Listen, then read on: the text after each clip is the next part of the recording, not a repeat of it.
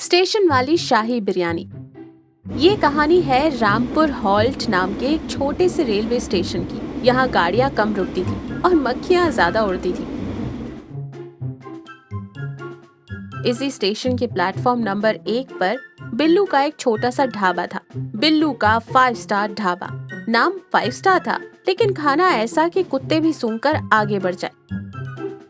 बिल्लू परेशान था। उसका समोसा और कचौड़ी का धंधा चौपट हो चुका था। कहानी शुरू होती है एक उमस भरी दोपहर से। दोपहर के 2 बज रहे थे। ट्रेन के आने में अभी 3 घंटे बाकी थे। बिल्लू अपनी कढ़ाई के पास उदास बैठा था। पास ही रामू चाय वाला कुल्हड़ धो रहा था। अरे रामू भाई, लगता है अब ये ढाबा बंद करके वापस गांव जाकर खेती करनी पड़ेगी। कल पूरे दिन में सिर्फ 3 समोसे बिके, वो भी उधार में। अरे बिल्लू, तेरे समोसे में आलू कम और हवा ज्यादा होती है। लोग हवा खाने थोड़ी आते हैं स्टेशन पर। कुछ नया बना, कुछ ऐसा जो इस पूरे रूट पर किसी को ना मिले। नया क्या बनाऊं? चिकन मटन बनाने के पैसे नहीं है और पनीर तो सोने के भाव बिक रहा है। मेरे पास बचा क्या है? बस ये 5 किलो गोभी है जो कल मंडी से सस्ती मिली थी। अब इसका क्या अचार डालूं? तभी बिल्लू के दिमाग की बत्ती जली। उसने गोभी के एक बड़े फूल को उठाया और गौर से देखा। रामू, अगर इस गोभी को मैं ऐसे काटूं, फिर बेसन और मसालों में लपेट कर डीप फ्राई कर दूं और फिर बिरयानी वाले चावल में दम लगा दूं, तो वो गोभी चावल कहलाएगा। कौन खाएगा तेरा गोभी चावल? यही तो तू नहीं समझा। हम इसे गोभी बोलेंगे ही नहीं, हम इसे ऐसा नाम देंगे कि लोग नाम सुनकर ही टूट पड़ेंगे। बिल्लू ने तुरंत काम शुरू कर दिया। उसने गोभी को बड़े बड़े टुकड़ों में काटा, एक गुप्त मसाला तैयार किया।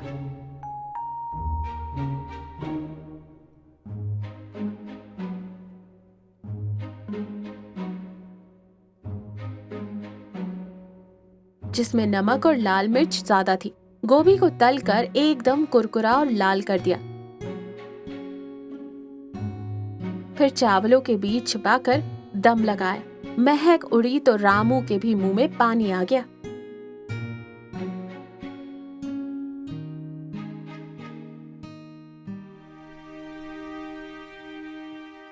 बिल्लू ने एक गत्ते पर कोयले से लिखा, शाही Kashmiri veg leg piece biryani, मात्र 50 रुपए प्लेट।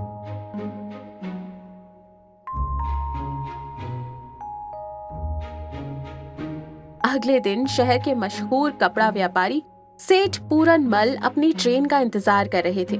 सेठ जी खाने के बेहद शौकीन थे, लेकिन कंजूस इतने कि चाय में से मक्खी निकालकर चाय पी जाते थे। उनकी नाक में बिरयानी की खुशबू गई।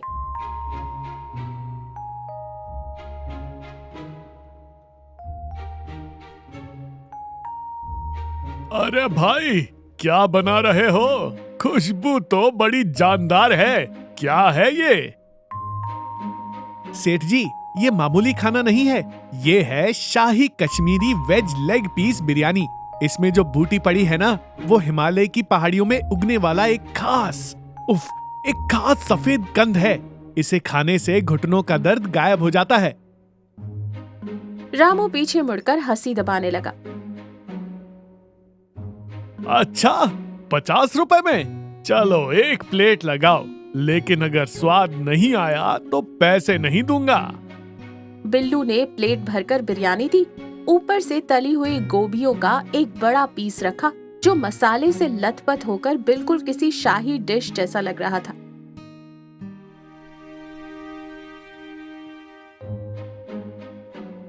सेठ जी ने एक निवाला खाया। गोभी का क्रंच और मसालों का तीखापन, सेठ जी की आंखें खुली की खुली रह गई। अरे वाह, बिल्लू बेटा मान गए। ये तो ना पनीर है ना आलू है, यह तो गजब है। क्या नाम बताया? कश्मीरी कंद? जी सेठ जी, बहुत मुश्किल से मिलता है।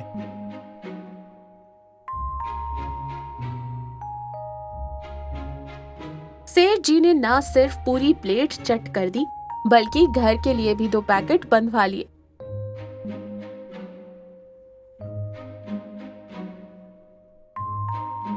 जाते जाते उन्होंने स्टेशन मास्टर को भी बता दिया कि बिल्लू ने कोई अमृत बनाया है। तीसरे दिन तक तो खबर जंगल की तरह फैल गई थी। लोग ट्रेन से उतरकर पानी बाद में पीते, पहले बिल्लू की दुकान ढूंढते।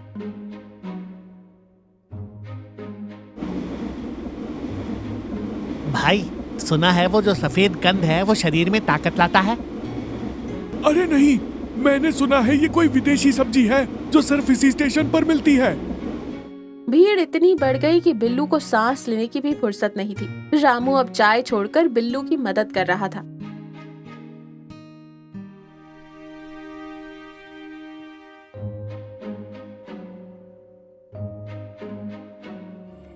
बिल्लू, तूने तो कमाल कर दिया। लेकिन यार, मंडी में गोभी का भाव बढ़ गया है। अगर किसी को ये पता चल गया कि ये गोभी है तो हमारी खैर नहीं। अरे चुप कर, जब तक मसालों की परत चढ़ी है कोई नहीं पहचान सकता। तू बस प्लेट लगा। शाम होते होते सारा माल खत्म हो गया। जो लोग बिना खाए रह गए वो बिल्लू को कोसते हुए गए। बिल्लू अब खुद को स्टेशन का मास्टर शेफ समझने लगा था। उसने रामू से कह दिया, देखना, कल मैं रेट 50 से 70 कर दूंगा।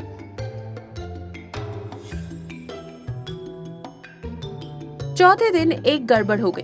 मंडी में गोभी खत्म हो गई। बिल्लू ने जैसे तैसे पड़ोस के गांव से बासी गोभी मंगवाई, लेकिन इस गोभी के फूल थोड़े छोटे थे और सख्त भी। उनमें वो स्वाद नहीं था। दोपहर का 1 बजा था। स्टेशन पर सन्नाटा था। तभी सेठ पूरन मल जी एक बुजुर्ग महिला के साथ वहां आए। वो महिला थी काकी। काकी के पास रसोई का 50 साल का तजुर्बा था। वो दाल की खुशबू सूंघकर बता देती थी कि नमक कम है या मिर्च। बिल्लू, आज मेरी काकी आई है।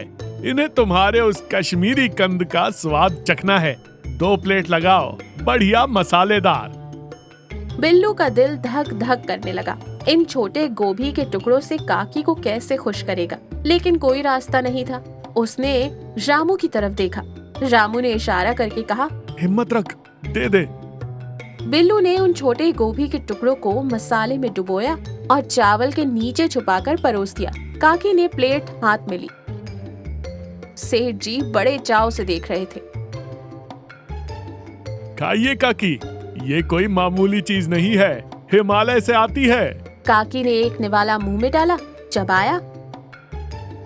उनके चेहरे के भाव बदल गए। उन्होंने खाना बंद कर दिया। बिल्लू के माथे पर पसीना आ गया।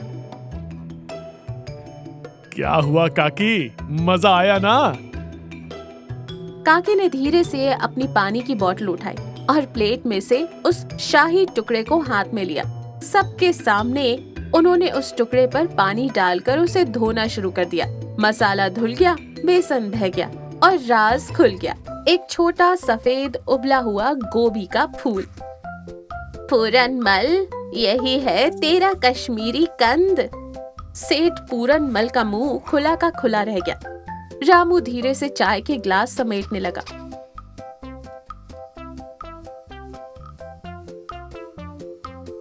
ये क्या है? ये तो गोभी है। अरे बिल्लू, तूने मुझे धोखा दिया। 70 रुपए लेकर 10 रुपए वाली गोभी खिला रहा है। सेठ जी ने अपनी चप्पल उतारने की तैयारी कर ली। रुक, तुझे बताता हूँ। अभी स्टेशन मास्टर को शिकायत करता हूँ। वो चिल्लाए। सेठ पूरनमल गुस्से से लाल हो रहे थे। तभी काकी जोर से हंसी। अरे पूरनमल, रुक जा, इतना गुस्सा क्यों कर रहा है? और क्या करूं काकी, इसने हमें ठगा है। ये चीटिंग है। हाँ, इसने नाम बदल कर बेचा वो गलत है, लेकिन एक बात बता, कल तक तू इसे कितने चाव से खा रहा था, तब इसका स्वाद कैसा था? सेठ जी सोच में पड़ गए। मतलब स्वाद तो बढ़िया था, लेकिन घर में जब मैं गोभी बनाती हूँ तो तू नाक मुंह सिकोड़ता है, लेकिन इस लड़के ने उसी मामूली गोभी को अपनी मेहनत और हुनर से इतना शानदार बनाया कि तूने उसे अमृत समझ लिया।